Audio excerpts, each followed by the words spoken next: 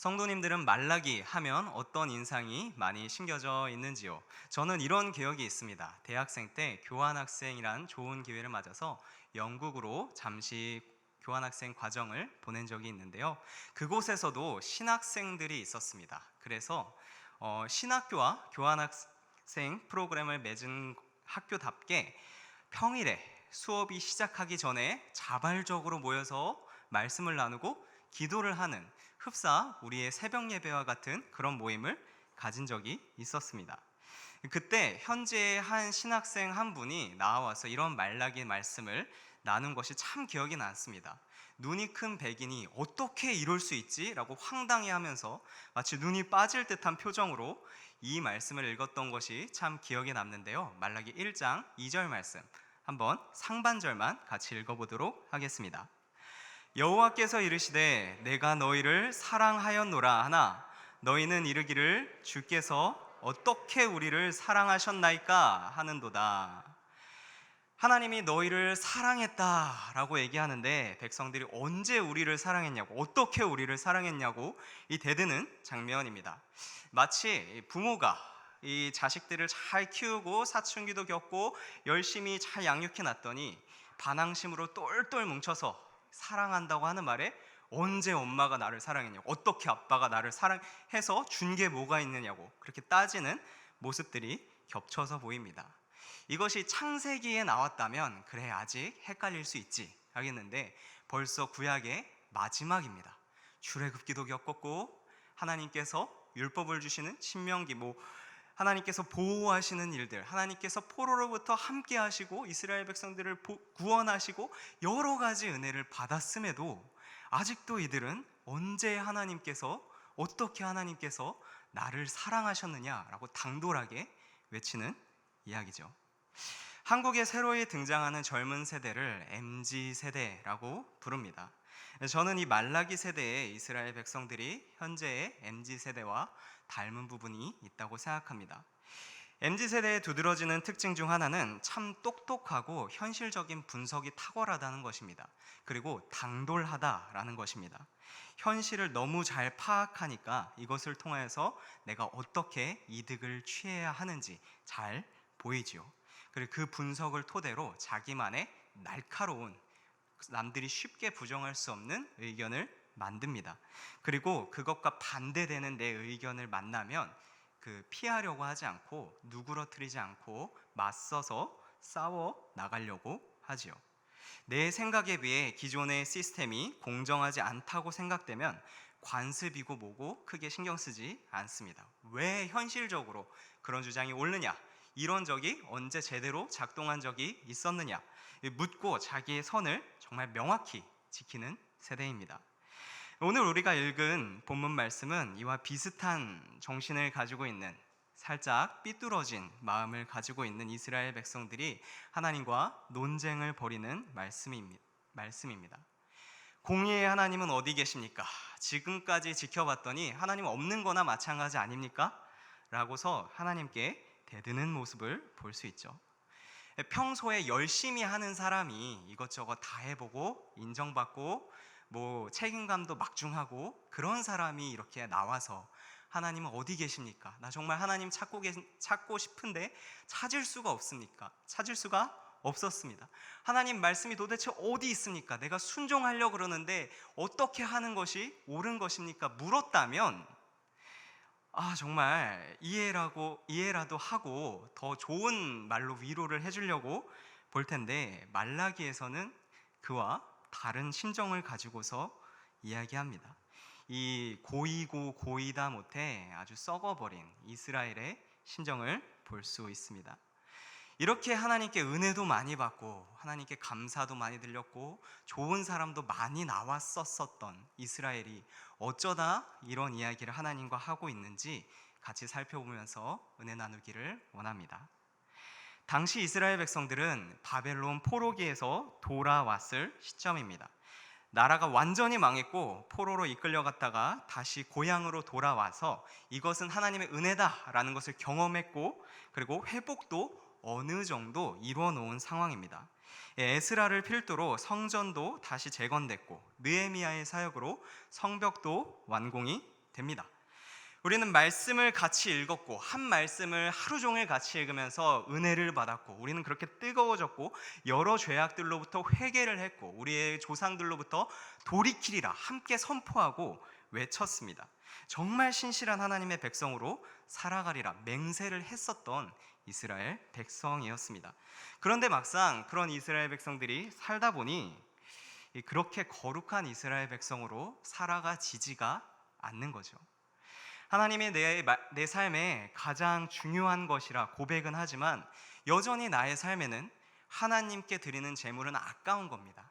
그래서 내 것을 드리긴 아까우니까, 좋은 것을 드리긴 아까우니까 훔쳐서 드리고 병든 거 드리고 형제들과의 관계 속에서 하나님의 사랑을 전하기보다는 거짓이 난무하고 범죄하는 이방 여인들을 하나님께서 멀리하라고 하셨는데 그들이 나의 보기에 좋으니까 맞아서 아내로 드리는 그런 일들이 계속해서 일어납니다.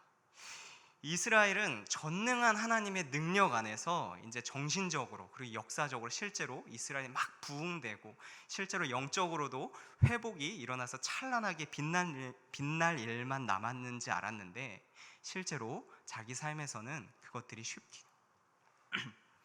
그것들이 쉽게 이루어지지 않았던 것이죠. 코끼리도 어렸을 적서부터 강한 말뚝을 박아놓고 그 반경을 벗어나지 못하게 하면 충분히 힘이 세진 성인이 되어서도 그 말뚝 반경을 벗어나지 않는다고 하지요.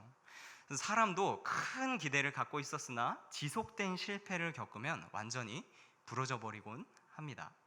이스라엘 백성도 하나님 외에 어그러진 곳에서 결국 희망을 찾기 시작하는 것이죠. 내가 하나님을 열심히 믿어봤는데 결국 내 삶의 부흥에는 아무짝에도 쓸모가 없더라. 하나님이 약속하시는 대로 이끌어주시지 않더라. 이런 점점 패역한 마음이 이스라엘 백성들 사이에 자리 잡게 되는 것입니다. 이것이 선을 한 번 넘는 것이 어렵지 두 번, 세 번, 그 다음에 넘는 것은 더 쉬워진다고 하죠.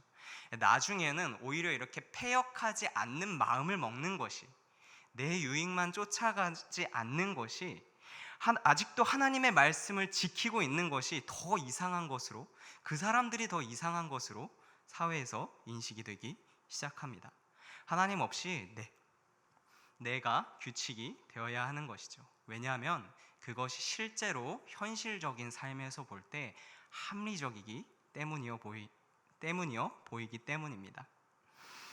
지금까지 하나님을 섬기면서 사는 것이 더 힘들었거든요. 하나님의 명령을 잊어버리고 사는 것이 골치 아플 일도 없고 재산도 더 늘어나고 잘 사는 것처럼 보이기 때문이었습니다. 그래서 14절에 나온 바와 같이 이스라엘 백성들의 마음은 강팍해집니다. 내가 하나님만 섬기며 살아갈 수는 없다. 하나님의 명령을 슬프게 지키며 살아가는 것이 무슨 유익이 있겠는가? 참 안타까운 고백입니다. 내가 슬프게 하나님의 명령을 살아가는 것이 무슨 유익이 있겠는가? 내가 하나님의 말씀을 지키며 살아가는 것이 슬프다. 내가 하나님의 말씀을 지키는 것이 유익하지 않다. 유익하다라는 말의 어원은 카페트를 자르다라는 말에서 따왔는데요. 결국에 내 몫이, 내 삶이 나의 가져갈 즐거움의 몫이 없다라는 말입니다. 그렇다고 이스라엘 백성들이 이렇게 완전히 패역해져서 성전을 불태운다거나 아니면 하나님을 섬기는 백성들을 핍박하는 그런 대단한 죄악을 범했느냐? 그렇지는 않습니다. 썩어도 준치라고 이스라엘 백성들이 감히 그런 일을 벌이지는 않습니다. 교회 다니는 사람들을 핍박하지는 않는데 그 대신에 이웃과의 관계에서 이렇게 이야기를 하는 겁니다. 지금부터 우리는 교만한 자가 복되다고 말해야 한다. 지금부터 우리는 악을 행하는 자가 부자가 된다. 그리고 지금부터 우리는 하나님을 시험하는 자가 불행을 피해간다고 말할 것이다. 이 죄의 미묘하고도 복잡한 부분입니다. 거룩한 백성이라는 옷은 입고 있으면서 친한 사람들과 나누는 소위 너 잘되라고 하는 말이야. 소위 세상은 이렇게 흘러가는 법이야. 적당히 유도리가 있어야지 라고 하는 말과 행동에는 이미 하나님을 떠나 있는 것이죠. 이런 말들을 이웃과의 관계에서 나누는 것이죠. 이것을 보시고 하나님께서는 이렇게 말씀하십니다. 너희가 완악한 말로 나를 대적하였다. 지난 주일 오후에는 성경 퀴즈 대회가 있었습니다. 거기서 나온 문제들 중에 우리가 구원을 받은 증거가 무엇인지 묻는 문제가 있었는데요. 기억하십니까? 우리가 구원을 받은 증거는 이것이다. 그것은 바로 형제를 사랑하는 것이었습니다. 하나님을 사랑한다고 하면서 형제를 사랑하지 않는 것은 거짓말하는 것이었죠. 그 말은 이렇게도 적용이 됩니다.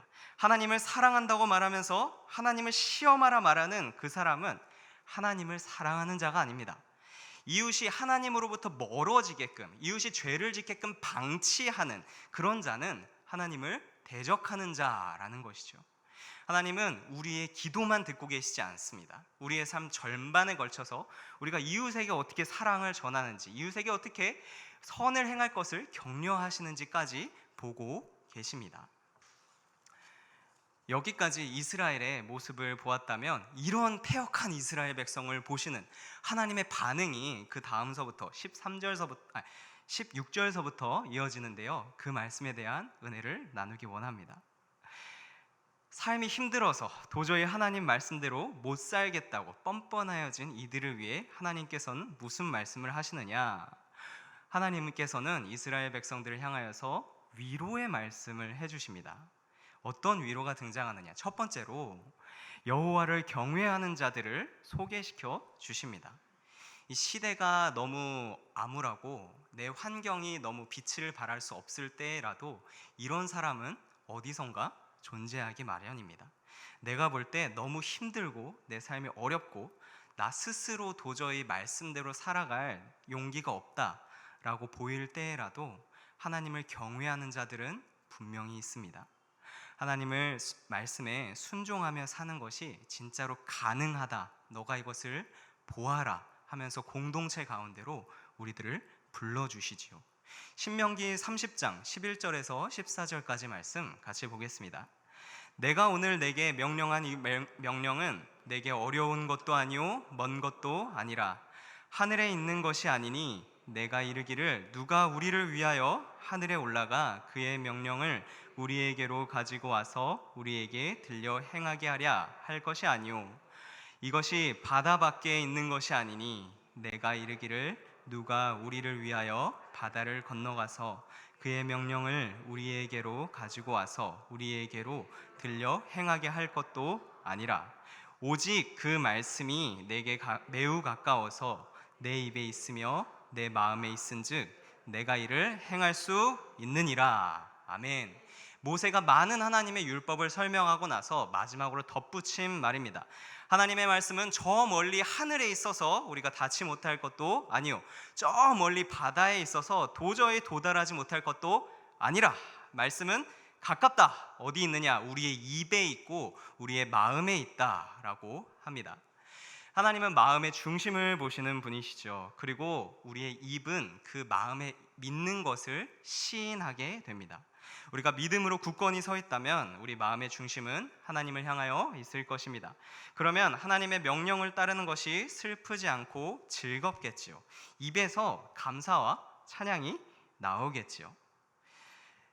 낚시를 좋아하는 사람들은 남해 새벽 낚시를 가야 된다. 그럼 밤 12시, 1시에도 벌떡벌떡 일어나서 간다고 합니다. 이 마음으로 진정 즐기는 게 있다면 아무리 힘들어도 피곤해도 의지를 갖고서 어떻게든 하는 것이죠. 하나님은 이런 뜨거운 사람들을 교회 안에서 우리에게 보내십니다. 내가 하나님을 바라볼 수 없을 때 하나님 어디 계시느냐, 내 마음이 썩을 대로 썩고 고여 있어서 내 스스로 더 이상 기도할 수 없고 말씀을 찾아볼 수 없을 때 하나님께서는 이런 너무나도 모범이 되시는 분들을 보내는 거죠. 부딪혀서 거룩한 도전감을 갖게 하십니다. 그리고 이것이 진정한 의미에서의 성도의 친교, 성도의 교제가 되겠습니다. 흔히 성도의 교제라고 하면 서로 이제 처음 만나는 사람들, 그리고 아직 안 친한 사람들을 위해서 아이스 브레이킹을 하고 뭐 간단한 농담과 더불어 이 세상 사는 이야기를 나누는 것으로 착각할 때가 많습니다. 뭐 이번 주에는 무슨 일이 있었는데, 뭐 이번 주에는 무슨 문제가 있었는데 이렇게 해결되었네. 아니면은 뭐 어디를 여행을 갔는데 그곳이 좋았네. 내가 이번 주에 어떤 음식점을 갔는데 기가 막히게 어떤 음식을 잘하니 너도 가보면 좋겠네. 이런 공감대를 형성하는 그것이 성도의 친교의 전부다라고 착각하는 분들이 계시지요. 이것은 우리 가운데 필요합니다. 이것은 중요합니다. 그러나 성도의 교제는 이것이 전부가 아닙니다. 우리가 하나님을 같이 경외하자. 우리가 우리의 모든 문제 가운데서 하나님이 함께 하심을 믿는다. 나의 삶에 신실하신 하나님께서 너의 삶에도 신실하실 것이다. 이렇게 복돋아 주는 것이, 거기까지 나가는 것이 성도의 교제가 되겠습니다. 경건에 대한 용기와 열심을 불붙여 주는 것이지요. 기도 제목을 나눈다는 것 또한 이런 성도의 교제를 복돋아 주는 것입니다. 하나님께서는 내가 혼란스러울 때, 이렇게 고여 있을 때 우리 공동체에 모범을 보내주셔서 이렇게 다시 하나님을 바라보게 만드십니다. 우리 두 번째 하나님의 위로가 곧 이어서 나갑니다. 하나님의 위로는 하나님께서 여호와를 경외하는 자를 기념책에 기록해 놓으신다라고 하십니다. 사실 모든 지각 위에 뛰어나신 하나님께서는 뭐 기록할 책이 필요하시거나 아니면 메모할 필요가 없으십니다. 이게 강조법이시죠. 당시에 그 당대 문화에 보면은 모든 신하가, 모든 사람이 왕의 사람이긴 하지만 특별히 왕의 사람이라고 여기는 사람은 왕이 따로 책을 만들고 그 책에 이름을 적어놨다라고 합니다. 그래서 얼마나 많은 사람들이 그 책에 자기 이름을 올려놓으려고 왕의 마음에 드는 일들을 해나가는지 모르겠습니다. 그처럼 하나님도 하나님의 백성을 위하여서 그 사람들을 기록해 놓으셨다. 그 사람들을 알고 계신다라는 것이지요. 우리가 무언가 일을 벌일 때 무엇을 바라고 일을 벌입니까? 대개 두 종류 아닙니까? 어떤 사람에게 인정을 받기 위해서 혹은 보상을 얻기 위해서입니다. 세상 사람들은 다른 사람들의 인정과 보상을 받기 위해 어떤 일도 합니다. 돈을 많이 준다라고 하면 어떤 일도 서슴없이 할 것이고요. 내가 학식이 높다라는 것을 인정받기 위해서 초, 중, 고, 대학교, 그리고 대학원, 심지어 유학까지 가서 공부를 하는 모습을 봅니다. 외모를 인정받기 위해서 얼마나 많은 관리를 우리가 하게 되나요? 이 외에도 내가 상사에게 인정받기 위해서, 내가 부모님께 인정받기 위해서, 내가 배우자에게 인정받기 위해서, 너는 참 좋은 사람이야 한마디를 듣기 위해서 얼마나 많은 노력을 하는지 모르겠습니다. 그 모든 노력과도 바꿀 수 없는 것이 하나님께서 우리의 선함을 인정해 주신다. 그동안 우리가 해왔던 일들을 인정해 주신다는 것 아니겠습니까? 하나님께서는 우리를 기억하십니다. 거룩을 향해 몸부림치는 우리의 삶을 아시고 우리를 분별하실 것입니다. 나의 삶이 아무리 힘들고 어려워도 장차 오실 하나님께서 나를 인정하시고 나를 기억하신다고 하면 힘이 나지 않겠습니까? 저희 교수님께서 젊었을 시절에 이리저리 뭐 고생도 많이 하고 지방도 많이 옮겨 다니시다가 마침내 이제 자기 소유의 집을, 조그만한 집을 사셨다고 합니다. 그때 교수님은 정말로 일주일 동안 기뻐서 더 이상은 이사 안 가도 되겠구나, 더 이상은 내가 고생 안 해도 되겠구나, 그렇게 정말 기뻐서 잠이 안 오셨다고 합니다. 하지만 그 일주일 뒤에는 그냥 그건 집이었습니다. 시간이 지날수록 그냥 무덤덤해지고 끝나면 집에 가야지, 뭐 시간이 좀 더 지나니 남의 집들과 비교하게 되고 또 언제 좋은 집으로 이사 가나, 그런 마음이 들으셨다고 합니다. 하지만 하나님께서 주실 수 있는 보상과 인정은 영원한 것입니다. 하나님께서 주시는 이 보상을 사모하시기 바랍니다. 우리가 이런 하나님의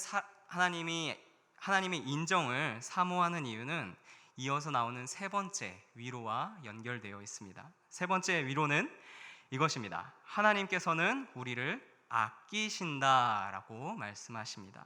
우리 17절 같이 읽도록 하겠습니다. 만군의 여호와가 이르노라, 나는 내가 정한 날에 그들을 나의 특별한 소유로 삼을 것이요, 또 사람이 자기를 섬기는 아들을 아낌같이 내가 그들을 아끼리니. 아멘. 요즘 사회에서 일어나는 대부분의 문제는 이 아끼는 마음, 한 사람이 다른 사람을 향해서 아끼는 마음이 없기 때문에 일어난지도 모르겠습니다. 기독교 상담에 많은 기여를 하신 이관직 목사님이라는 분이 계십니다. 이분이 상담을 하다가 하루는 이런 분을 만났다고 합니다. 남자분이신데 자기는 막내로 태어나서 어려서부터 아버지께 정말 많은 사랑을 받았다고 합니다. 본인도 그 사랑을 감격해서 아버지를 잘 따르면서 섬겼고, 시간이 흘러서 아버지께서 임종하시기 전까지 지극정성으로 돌보았다고 하지요. 그런데 아버지께서 마지막으로 병상에 누워서 자기에게 남긴 말은 이것이었습니다. 땡땡아, 너는 악해. 이게 무슨 말인지 물어보려고 했지만 아버지께서는 그 말을 마지막으로 돌아가시고 말았습니다. 너는 악해. 이게 마지막 유언이 되었던 것이죠. 그때서부터 이분이 이 가슴에 상처를 입고서 좀 어그러진, 삐뚤어진 생활을 하기 시작합니다. 이해가 안 갔던 거죠. 아버지께서 자기를 사랑하고 자기도 아버지를 사랑했다는 걸 아는데 왜 이런 말을 마지막으로 남기셨을까? 배신감이 들었다고 합니다. 그래서 술도 먹기도 하고 가족들에게 그래 나 악하다 하면서 불화를 만들기도 하고 그렇게 삶이 망가져 갔었죠. 아버지께서 나를 악하다고 하셨으니 그래 나 악하다 하면서 복받쳐 오르는 것입니다. 그러다가 이분이 예수를 믿고 나서 나중에 하나님의 은혜를 경험하게 됩니다. 어느 날은 정말 폭포수같이 내가 막을래야 막을 수 없는 것 같이 내가 허리를 꼿꼿이 펼래야 펼 수 없을 정도의 강렬하게 내려주시는 하나님의 긍휼하심을 경험했다고 합니다. 그러고 나서 어쩌면 그분의 마음속에 이런 생각이 드시는 거죠. 아버지의 유언은 너는 악해가 아니라 너는 약해가 아니었을까라고 말입니다. 자식이 아무리 나이가 들어도 아버지의 입장에서 봤을 때는 자식은 약한 자식이죠. 그래서 어디를 가든지 걱정이 되고 내가 너를 신경 쓰고 있다라는 그런 마음을 보여주고 싶은 것입니다. 그래서 아버지는 그 아들을 자신이 아끼는 마음으로 너를 사랑하고 너를 케어하고 있다라는 마음으로 마지막 유언을 남기신 것입니다. 이렇게 긍휼히 여기는 마음, 아끼는 마음이 내 안에 부어지자 내 안에 풍성한 사랑이 부어지자 그때서부터 이분의 삶의 전환이 이루어지게 됩니다. 그리고 마음에 감격하고 새로운 삶을 살았다고 하시지요. 하나님께서 사람이 자기의 아들을 아낌같이 자신의 백성을 아낀다라고 하십니다. 그리고 이 아낌은 우리들의 삶을 치료해 나가십니다. 우리들의 골병든 그 마음을 치료해 나가십니다.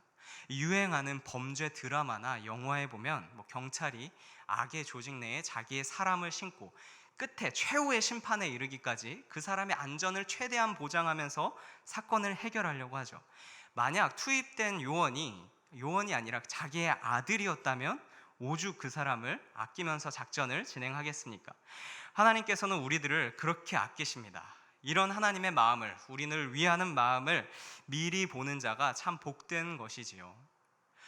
우리 많은 시간 전에 침몰해 가는 세월호에 있던 아이들이나 불에 타가는 대구 지하철 참사에 있던 이 순간이 내 삶의 마지막이 되겠구나라고 직감한 사람들은 이렇게 행했다고 합니다. 자기가 아끼는 사람에게 사랑한다. 그리고 마지막은 앞으로는 너가 이렇게 행해갔으면 좋겠다라고 바램을 받아서 적는 거죠. 자기의 마지막 날을 자기 아끼는 사람에게 쓰는 것입니다. 오늘 강팍한 이스라엘을 바라보는 하나님의 심정 또한 이와 비슷합니다.